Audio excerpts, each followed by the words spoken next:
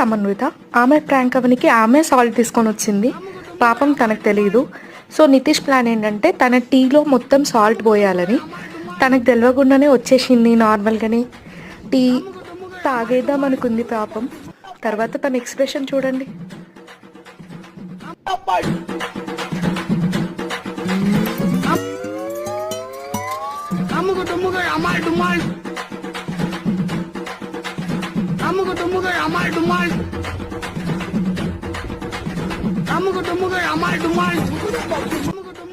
Here comes Sonia.